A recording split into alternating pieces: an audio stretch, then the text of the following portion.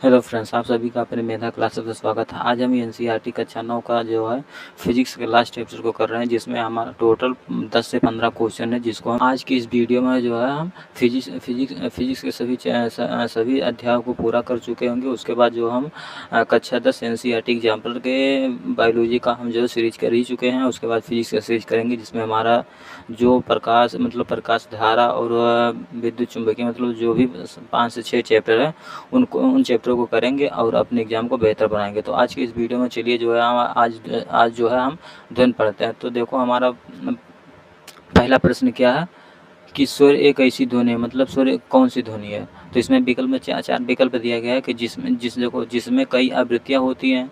उसके बाद अगला विकल्प दिया गया है जिसमें केवल 2 आवृत्तियाँ होती हैं। उसके बाद अगला विकल्प दिया गया है जिसमें एकल आवृत्तियाँ होती हैं। उसके बाद लास्ट ऑप्शन क्या है कि जिसको सुनना सदैव दुखद होता है। तो यहाँ पर स्वर एक ऐसी ध्वनि होती है जिसमें कई आवृत्तियाँ होती है। तो विकल्प हमारा जो है ये ऑप्शन सही है कि जिसमें कई आवृत्तियाँ होती है। तो स्वर एक ऐसी ध्वनि है जिसमें कई आवृत्तियाँ होती है। तो विकल्प नंबर ए है हमारा ऑप्शन सही।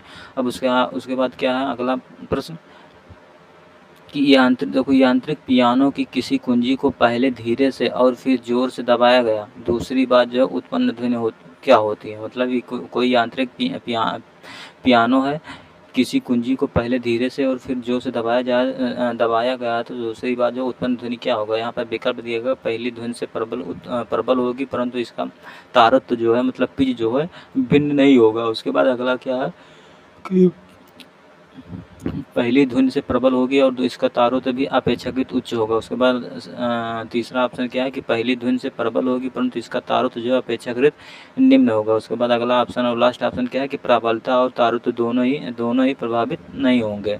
तो इसमें जो है यांत्रिक पियानो किसी कुंजी को पहले धीरे से और फिर जोर से दबाया गया, तो इसमें जो है पहली ध्वनि जो है से प्रबल होगी परंतु इसका तारत्व जो है भिन्न नहीं होगा। तो हमारा विकल्प ऑप्शन ए ऑप्शन सही है। अब उसके बाद यहाँ पर दिया गया कि सोनार जो है, सोनार में हम उपयोग करते हैं, मतलब सोनार में हम कौन सी तरंगे उत्पन्न मतलब प्रयोग करते हैं। यहाँ पर विकल्प पहला दिया गया है कि पराश्रव्य तरंगे दिया गया, उसके बाद अवश्रव्य तरंगे दिया गया, उसके बाद सी ऑप्शन रेडियो तरंगे दिया गया, उसको डी ऑप्शन जो है श्रव्य तरंगे दिया गया। तो सोनार में जो है हम पराश्रव्य तरंगे प्रयोग करते हैं। अब देखो गतिका हम जो एनसीईआरटी की टॉपिक और न्यूमेरिकल को हम अपने प्लेलिस्ट में एनसीईआरटी न्यूमेरिकल वाले चैप्टर में हम ध्वनि जो है मतलब ध्वनि चैप्टर के कंसेप्ट को भी और न्यूमेरिकल को भी किए हैं, जहाँ पर हम सोनार और ऐसे विभिन्न टॉपिक को हम प्रवणता क्या होता है, तारुत्य क्या होता है, श्रव्य तरंगे कौन सी होती है, अश्रव्य तरंगे क्या होती है, वहाँ पर जो है हम ये क्लास किए हैं। तो वहाँ से आप जाकर देख सकते हैं। तो यहाँ पर जो है हम सिर्फ केवल एनसीईआरटी एग्जाम्पल के बहुकुलपीय क्वेश्चन करेंगे और उसके सटीक मतलब क्वेश्चन की विशेषताओं को देखेंगे और कौन सा ऑप्शन सही है उसको हम देखेंगे। तो यहाँ पर विकल्प नंबर क्या सोनार में हम उपयोग करते हैं, तो विकल्प नंबर ए ऑप्शन सही है कि पराश्रव्य तरंगे में जो है हम सोनार में हम पराश्रव्य तरंगे प्रयोग करते हैं। उसके बाद अगला ऑप्शन क्या है कि ध्वनि वायु में गमन करती है, मतलब ध्वनि वायु में गमन करती है। अब यहाँ पर चार विकल्प दिया गया है कि ध्वनि के कण एक स्थान से दूसरे स्थान पर गमन कर रहे हो। उसके बाद दूसरा दिया गया वायुमंडल में आर्द्रता ना हो। उसके बाद सी ऑप्शन दिया गया विक्षोभ गमन करती है, तथा अगला ऑप्शन क्या कि कण एवं विक्षोभ दोनों ही एक दूसरे स्थान को गमन करती है। तो इसमें देखो ध्वनि वायु में गमन करती है, ये विक्षोभ गमन करती है। तो हमारा विकल्प ऑप्शन क्या मतलब विकल्प नंबर 3 सही है, क्योंकि विक्षोभ गमन करती हैं ध्वनि। अब अगला ऑप्शन क्या है हमारा पांचवा कि किसी क्षीण ध्वनि को प्रबल ध्वनि में परिवर्तित करने के लिए किस में वृद्धि करनी होती है, मतलब किसी क्षीण ध्वनि को प्रबल ध्वनि में परिवर्तित करने के लिए किसमें जो है वृद्धि करनी होती है। तो हमारा विकल्प क्या पहला क्या है कि आवृत्ति में वृद्धि करनी होती है, आयाम में वृद्धि करनी होती है, वेग में वृद्धि करनी होती है, तरंग दैर्घ्य में वृद्धि करनी होती है। तो हमारा किसी क्षीण ध्वनि को प्रबल ध्वनि में परिवर्तित करने के लिए हमें जो है वृद्धि करनी होती है, और विकल्प नंबर बी ऑप्शन सही है कि आयाम में जो है हमें वृद्धि करनी होती है। अब अगला क्वेश्चन क्या है कि दर्शाए गए वक्र जो हमें आधी तरंग क्या मतलब ए से बी तक तरंग मतलब चित्र दर्शाया गया, चित्र वक्र का एक चित्र है दर्शाया गया है। अब देखो हम श्री किसे कहते हैं, तरंग दैर्घ्य किसे कहते हैं, दो श्रृंग एवं गर्त के बीच की दूरी को तरंग दैर्घ्य कहते हैं। लेकिन यहाँ पर जो पूछा आधी तरंग दैर्घ्य, तो आधी तरंग हमारा क्या है यहाँ पर ए से बी जो होता है दिया है कि आधी तरंग है, कि बी से डी तक दिया गया ये आधी तरंग है, उसके बाद डी से ई दिया गया ये आधी तरंग है, कि ए सी दिया है ये आधी तरंग है। तो हमारा जो विकल्प नंबर बी ऑप्शन सही है, क्योंकि श्रेणी एवं गर्त के बीच की दूरी को हम तरंग दैर्घ्य कहते हैं। तो ए से ई तक हमारी जो पूरी जो तरंग दैर्घ्य होगा, लेकिन यहाँ से जो ए बी से डी तक जो हमारा आधी तरंग होगी विकल्प के अनुसार। तो हमारा विकल्प नंबर बी ऑप्शन सही है, बी डी। अब उसके बाद अगला क्वेश्चन क्या है कि भूकंप मुख्य, देखो भूकंप जो होता है मुख्य प्राघाती तरंगों से पहले जो किसी प्रकार के ध्वनि को उत्पन्न करती है, मतलब किस प्रकार की ध्वनि को उत्पन्न करती है। अब देखो पहला प्रासरभ ध्वनि, उसके बाद दूसरा देगा अवसरभ ध्वनि, उसके बाद सरभ ध्वनि, उपरोक्त में से कोई नहीं। अब देखो जैसे भूकंप आता है तो कुछ जानवर को पहले से पता चल जाता है कि भूकंप आने वाला, क्योंकि जब भूकंप आता है तो उस समय जो हमें अवसरभ ध्वनि उत्पन्न होती है। तो अवसरभ ध्वनि की जो सीमा क्या है हमारा 20 हर्ट्ज से कम होता है। तो 20 हर्ट्ज से कम सुनने वाले जो जानवर होते हैं, जैसे हाथी हो गया, कुत्ता हो गया, ये सब जो 20 हर्ट्ज से कम वाली ध्वनि सुनते हैं, तो उस समय जो है जिस व्हेल मछली होगा, ये सब मतलब लोगों को पता चल जाता है कि अब भूकंप आने वाला है।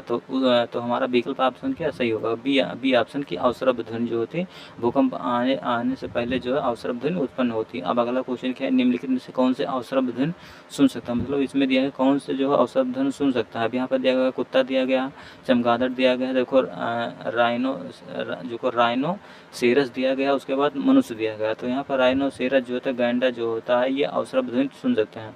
जैसे यहाँ पर कुत्ता भी ऑप्शन दे दिया गया, राइनो सेरस दे दिया गया। भाई राइनो सेरस ना दिया गया होता तो यहाँ पर कुत्ता ऑप्शन हम 90% लगा सकते थे, क्योंकि कुत्तों को भी जो है अवसरभ ध्वनि निम्नतम सुनाई देती है। इसीलिए जो इस विकल्प में जो गैंडा ना दिया होता तो हमारा विकल्प नंबर ए ऑप्शन सही होता, या मतलब और ऑप्शन ना होता। जैसे यहाँ पर दे दिया जाता कि कोई मछली का व्हेल के अलावा कोई दूसरी मछली का नाम दे दिया होता, तो यहाँ पर हम ए ऑप्शन लगाते। लेकिन यहाँ पर गैंडा दिया गया, मतलब राइनोसेरस दिया गया, तो इस प्रश्न का विकल्प नंबर सी ऑप्शन सही होगा कि अवसरभ ध्वनि सुन सकते हैं। तो वो गैंडा जो है जानवर हो तो वो सुन सकते हैं। अब उसके बाद अगला क्वेश्चन और लास्ट क्वेश्चन क्या है हमारे ध्वनि चैप्टर का, किसी संगीत समारोह में देखो वृंद वाद्य बजाने से पूर्व जो है कोई सितार वादक तनाव को संयोजित करते हुए डोरी को उचित प्रकार से झंकृत करने का प्रयास करता है। ऐसा करके वह क्या संयोजित करना चाहता है। पहला विकल्प दिया गया है कि केवल ध्वनि की तीव्रता को उत्पन्न करता है, या ध्वनि की आयाम को करता है, या सितार की डोरी की आवृत्ति को अन्य वाद्य यंत्रों की आवृत्ति के साथ करता है, या ध्वनि की प्रबलता को करता है। तो हमारा जो 9 का विकल्प नंबर सी ऑप्शन सही है कि देखो सितार की डोरी की आवृत्ति को अन्य वाद्य यंत्रों की सहायता से जो है उसको संयोजित करता है। तो 9 का हमारा विकल्प नंबर सी सही है। अब देखो हमारी एनसीईआरटी में जो है एनसीईआरटी एग्जाम्पल कक्षा 9 के गद्य वाले चैप्टर में हमारा टोटल जो है 9 क्वेश्चन दिया गया, जो हमारे एग्जाम में बेहतर महत्वपूर्ण होगी। 9 क्वेश्चन जो है वेरी इंपॉर्टेंट है। अनेक बुक से जैसे एनसीईआरटी बुक से उठा लिया, एनसीईआरटी एग्जाम्पल से उठा लिया, या प्रीवियस ईयर क्वेश्चन से उठा लिया, तो यही सब मिलाकर जो है ध्वनि चैप्टर से बार आता रहता है। तो ध्वनि चैप्टर जो है बहुत बड़ी चैप्टर नहीं है, जिसमें हम ध्वनि चैप्टर की न्यूमेरिकल और जो है उनके कंसेप्टों को पढ़ें। तो यदि वहाँ से आप पढ़ना चाहते हैं तो उसको मतलब उस चैप्टर को आप कर सकते हैं। यहाँ पर हम एनसीईआरटी एग्जाम्पल जो 9 क्वेश्चन दिए थे उनको सिर्फ हम करा रहे हैं। तो इस सीरीज में हम केवल एनसीईआरटी एग्जाम्पल के जितने भी क्वेश्चन दिए गए हैं उन्हीं क्वेश्चन को करा रहे हैं। तो इसी के साथ नेक्स्ट वीडियो में मिलेंगे एनसीईआरटी एग्जाम्पल कक्षा 10 के फिजिक्स को लेकर। जय भारत दोस्तों।